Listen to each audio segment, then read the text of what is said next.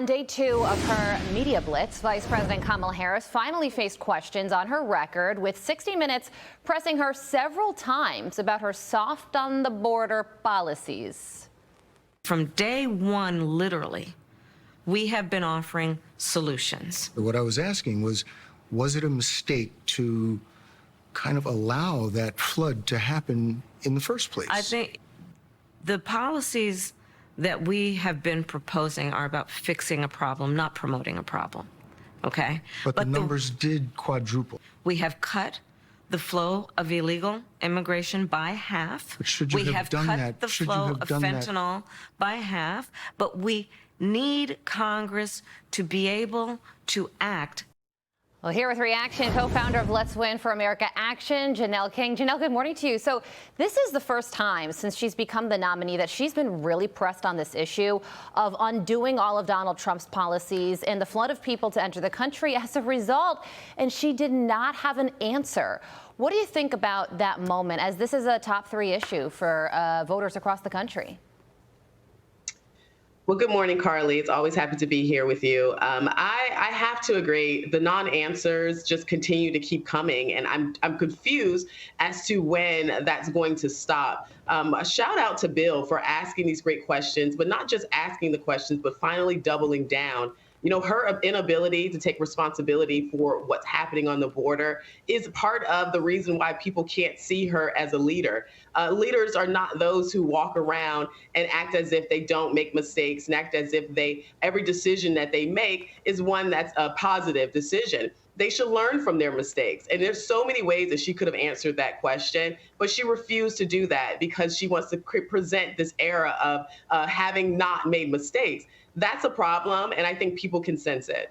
Okay, yeah, you're talking about Bill Whitaker, who conducted this interview, and you're right. He really pressed her on a lot of issues that are most concerning to Americans when it comes to a Kamala Harris presidency. Another one of them has to do with her ever-evolving positions, her flip-flops, if you will. Listen to this. You were against fracking, now you're for it. You supported looser immigration policies, now you're tightening them up. You were for Medicare for all. Now you're not. What the American people do want is that we have leaders who can build consensus, where we can figure out compromise and understand it's not a bad thing, as long as you don't compromise your values, to find common sense solutions. And that has been my approach. So I had to listen to that a couple times to understand where she was going with it. Maybe that was the strategy, but also to what you just said, could that be her admitting to some past mistakes and saying that she's changed her mind on these positions?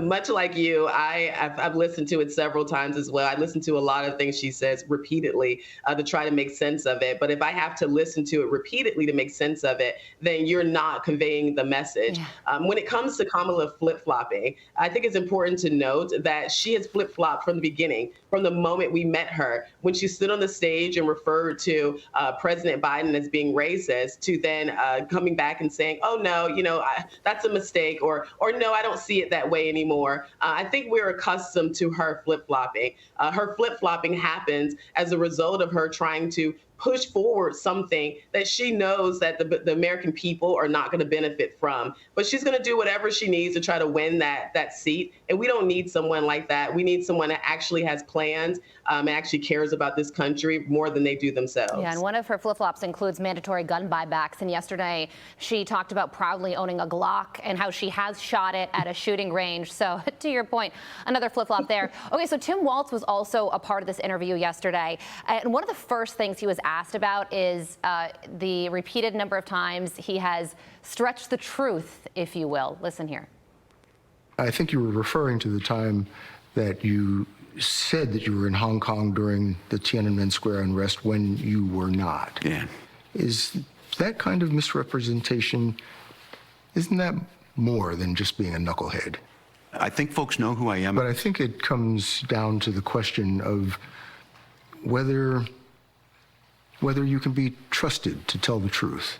Yeah, well, I can. I think I can. I will own up to being a knucklehead at times, but the folks closest to me know that I keep my word. He cut have to laugh at that moment, Janelle. It's quite the thing to be asked just how much of a knucklehead you are on 60 Minutes about a month before the election. It is. It's interesting because if being a knucklehead now means just being a flat out liar, then I don't know. I missed that memo. I think he needs to show us that this false sense of relatability that he's trying to display is simply that, a false sense. The fact of the matter is, you know where you've been, right? You know if you were there, you know if you weren't there. And the fact that you said you was, it's an indicator that you're willing to lie. That's a huge problem for me, particularly if you are going to be second in command. Yeah, well, Kamala Harris, she's going to be doing The View, Howard Stern, Stephen Colbert's show today. So hopefully we can have you back to analyze some of those clips as well. Janelle, thank you so much for joining us. Have a great day. I'm Steve Doocy. I'm Brian Kilmeade. And I'm Ainsley Earhart. And click here to subscribe to the Fox News YouTube page to catch our hottest interviews and most compelling analysis.